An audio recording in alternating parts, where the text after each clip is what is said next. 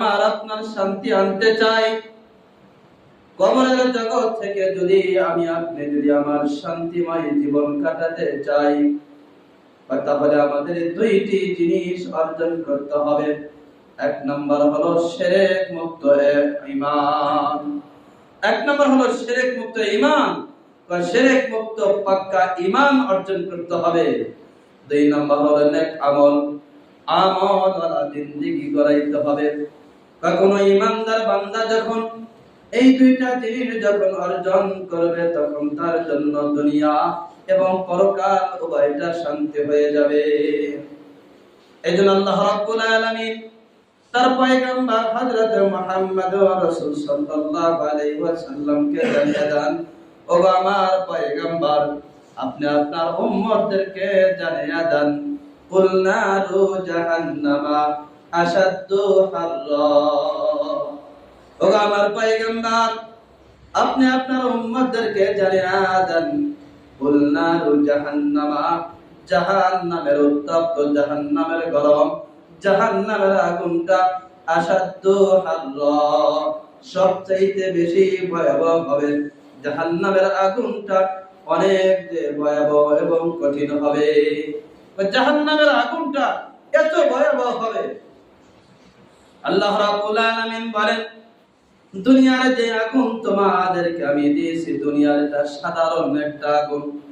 এই দুনিয়ার আগুনের ভিতরে তোমরা জ্বলার জন্য তোমরা শক্তি রাখো না, এটা তো একটা সাধারণ মামুলি একটা আগুন।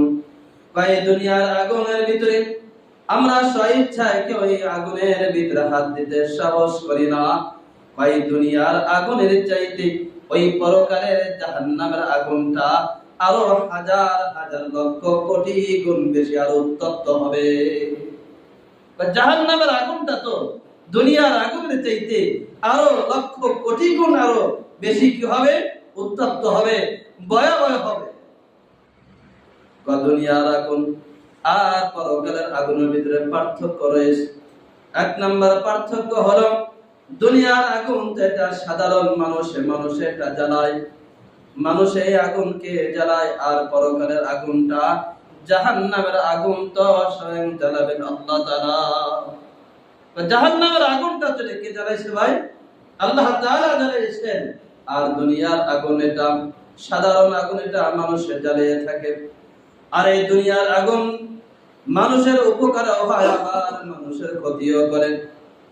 আমরা যদি কোনো ঘর নির্মাণ করতে চাই, যদি টিন দিয়ে ঘর দিতে চাই, তাহলে টিন আমার আপনার কাছে অস্তিত্ব আসতে হলে এটা আগে আগুনের প্রয়োজন হয়েছে। আগুনের প্রয়োজন হয়েছে কিনা? এই টিনটা আমার আপনার কাছে অস্তিত্ব আসতে হলে আগুনের প্রয়োজন হয়।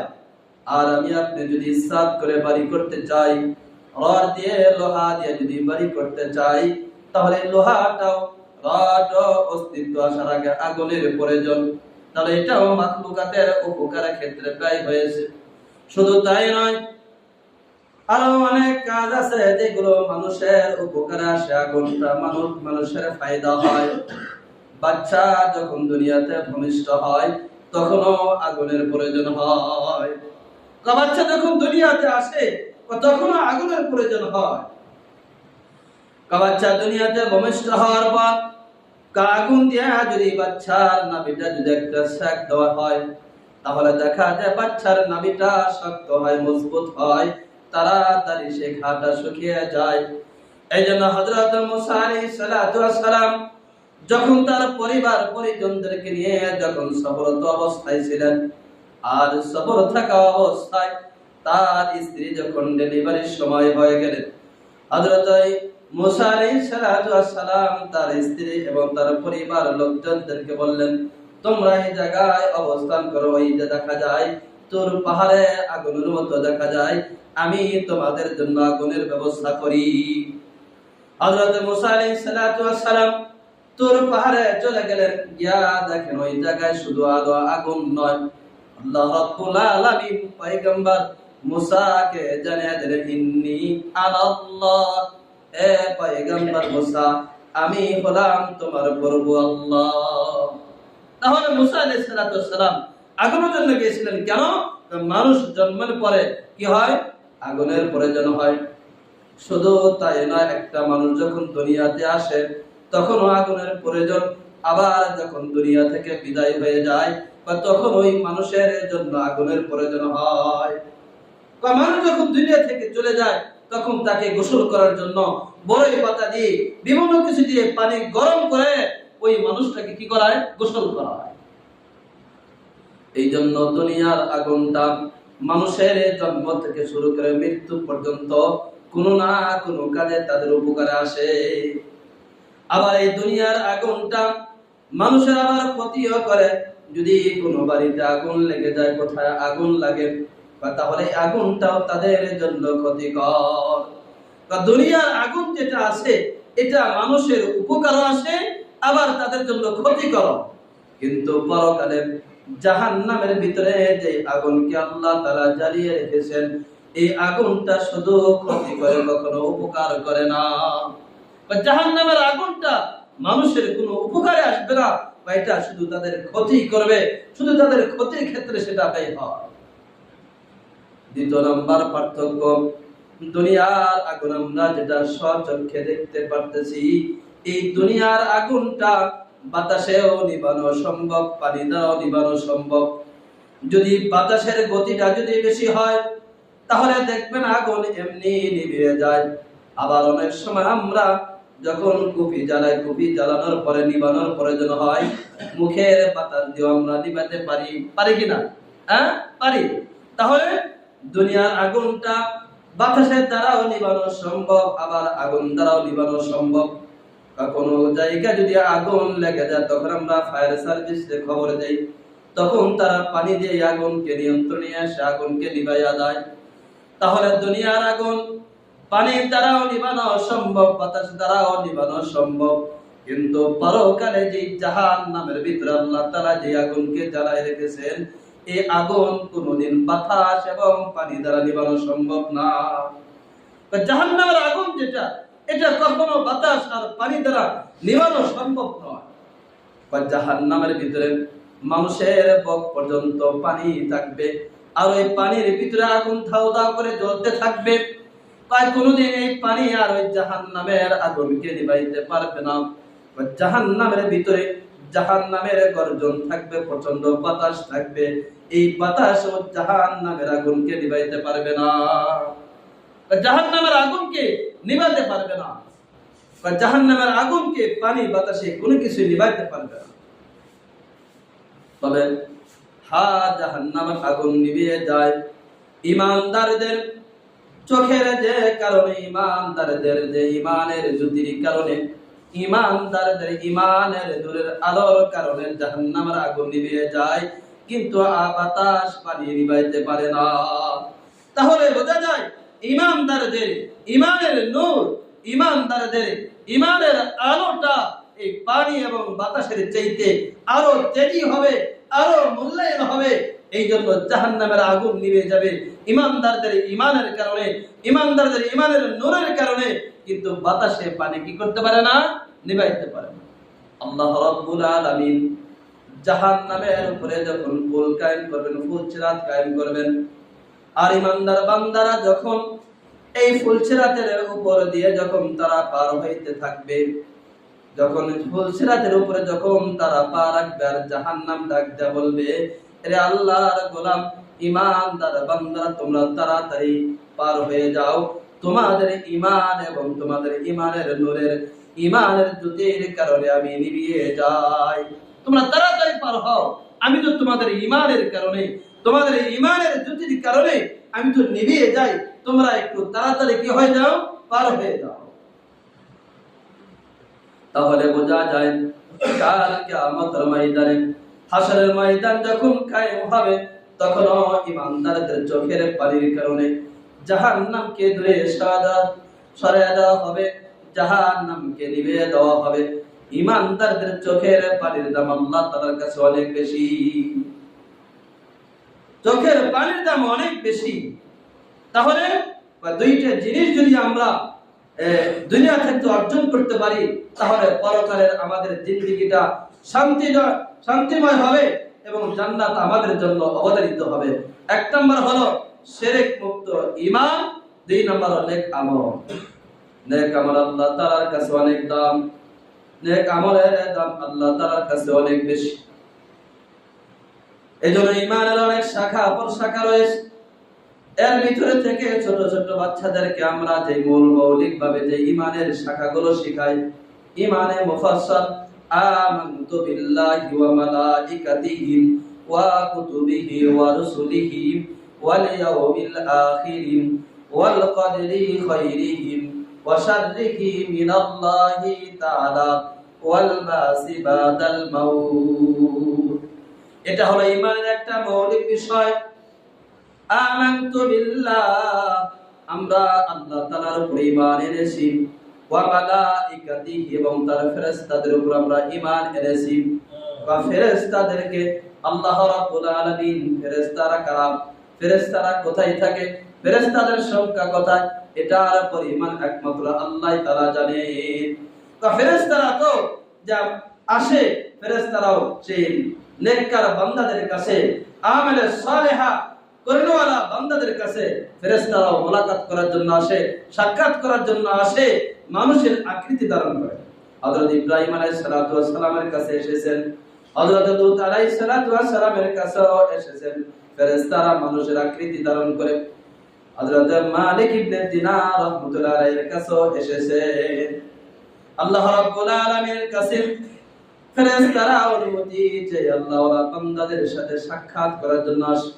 যাদের ঈমান, যাদের পরিপূর্ণ ঈমান এবং নেক আমল যাদের সহিহ থাকে, তাদের সাথে সাক্ষাৎ করার জন্য ফেরেশতারা আসে, তাদের সাথে সাক্ষাৎ করার জন্য আসে। হযরত মালিক ইবনে দিনার রাহমাতুল্লাহ আলাইহি তিনি একদিন রাস্তা দিয়ে হেঁটে যাচ্ছেন। হেঁটে যাওয়ার সময় দেখেন কবরের পাশে দুইজন যুবক খাতা কলম নিয়ে যেন তারা কি লেখালেখি করছে। মালিক ইবনে দিনার রাহমাতুল্লাহ আলাইহি যুবক দুইজনকে ডাকতে বলেন, এরে যুবক, তোমরা এই কবরের পাশে তোমরা কি করো? ওই দুই যুবক জবাব দেয়, আমরা হলাম আল্লাহ তাআলার পক্ষ থেকে পাঠানো ফেরেশতা, আমরা সাধারণ মানুষ নয়, আমরা তো এই জায়গায় লিপিবদ্ধ করতেছি নেককার এবং বদকার ব্যক্তিদের লিস্টি। ফেরেশতারা বলে, আমরা তো এই জায়গায় বদকার এবং নেককার ব্যক্তিদের লিস্টিকে আমরা তালিকা করতেছি। মালিক ইবনে দিনার রাহমাতুল্লাহ আলাইহি বলেন, তাহলে দেখো তো তোমাদের সেই লিস্টির ভিতরে মালিক ইবনে দিনারের নাম আছে কিনা? ওই ফেরেশতা বলে, না, এখানে মালিক ইবনে দিনার নামে বলতে এখানে কোনো ব্যক্তির নাম লেখা নাই। মালিক ইবনে দিনার বলেন, তাহলে তোমাদের সেই খাতার ভিতরে চেপায় চাপায় যদি কোনো জায়গা থাকে, তাহলে আমার নাম মালিক ইবনে দিনারের নামটা লিখে দাও। আমি তো আল্লাহ ওয়ালাদেরকে ভালোবাসি, আল্লাহ ওয়ালাদের সাথে আমার সম্পর্ক আছে, আল্লাহ ওয়ালাদের সাথে আমার সোহবত আছে, আল্লাহ ওয়ালাদের খাদেম হিসাবে হলো আমার নামটা তোমরা এই জায়গায় লিখে দাও। এই আবদার করার পরে সাথে সাথে তাকিয়ে দেখে ওই দুইজন ব্যক্তি আর নাই এখানে। ওই দুইজন ফেরেশতা চলে গেছেন। মালিক ইবনে দিনার রাহমাতুল্লাহ আলাইহি শুধু কান্নাকাটি গুনার নামাজের রত অবস্থা আল্লাহ তাআলাকে ডাকেন, আল্লাহ, আমার নামটা বুঝি ওই নেককার ব্যক্তিদের লিস্টিতে আমার কোনো নাম নাই। এভাবে কান্না করতে করতে দিন রাত পার করেন। আবার ওই মালিক ইবনে দিনার রাহমাতুল্লাহ আলাইহি যখন কান্নারত অবস্থায় যখন ঘুম গেলেন, স্বপ্নের যুগে দেখে ওই দুই ফেরেশতা আবার তার কাছে আসছেন। এসে তাকে ডাক দেয়া বলে, হে মালিক ইবনে দিনার, আমরা তোমাকে সুসংবাদ জানাতে আসছি, তুমি সুসংবাদ নাও। ওই দিনটা তো তোমার দৃষ্টি, তোমার নাম তো আমাদের সেই খাতার ভিতরে দেখি নাই।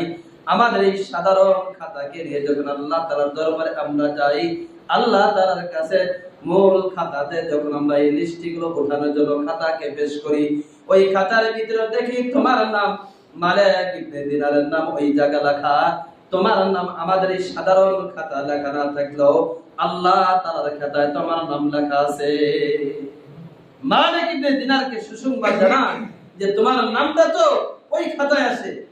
মালিক ইবনে দিনার রাহমাতুল্লাহ আলাইহি এমন একজন আল্লাহর ওয়ালি, তিনি যে যখন আল্লাহ তাআলার কাছে কোনোদিন চান বা সাথে সাথে আল্লাহ তাআলা তাকে সেই জিনিসকে তাকে দেন। মালিক ইবনে দিনার রাহমাতুল্লাহ আলাইহি একবার তিনি নৌকা উঠে পার থেকে ওপারে চলে যাবেন। নৌকা ওঠার পরে তিনি মুরাকাবায় বসে গেছেন। মুরাকাবায় বসে চিন্তা করেন, আয় আল্লাহ, আপনি যদি আমাকে মাছ বানাতেন তাহলে আমি কি করতাম, আপনি যদি আমাকে পানি বানাতেন তাহলে আমি কি করতাম, আমাকে যদি এই জিনিস বানাইতেন তাহলে আমি যে কি করতাম। এভাবে আল্লাহ তাআলার সাথে মুরাকাবায় অবস্থায় ছিলেন। এমন সময় নৌকার মাঝি সবার কাছ থেকে ভাড়া উঠায়, টাকা উঠায়। মালিক ইবনে দিনারের কাছে এসে বলে, রে যুবক, তোমার নৌকার ভাড়া দাও, নৌকার টাকা দাও। মালিক ইবনে দিনার রাহমাতুল্লাহ আলাইহি ডান পকেটে হাত দিয়া দেয়, বলে যে পকেটে তো টাকা নাই, বাম পকেটে হাত দিয়ে দেখে টাকা নাই। মালিক ইবনে দিনার নৌকার মাঝিকে জবাব দেয়, আমার কাছে তো কোনো টাকা নাই। এবার নৌকার মাঝি মালিক ইবনে দিনার রাহমাতুল্লাহ আলাইহি আল্লাহর ওলিকে ঘাড় ধরে বলে, রে যুবক, এত বড় তুমি নদী পার হইবা, তোমার পকেটে টাকা না নিয়ে এসে আমার সাথে তুমি বাহানা করো, এই বাহানা তুমি কোথায় থেকে শিখছো? মালিক ইবনে দিনার রাহমাতুল্লাহ আলাইহি সাথে সাথে আল্লাহ তাআলার কাছে হাত উঠাইবে, আল্লাহ, আপনি তো আমাকে নৌকার মাঝির মার খাওয়াইছেন, আপনি আমাকে দিনার দান নৌকার মাঝিকে দিব।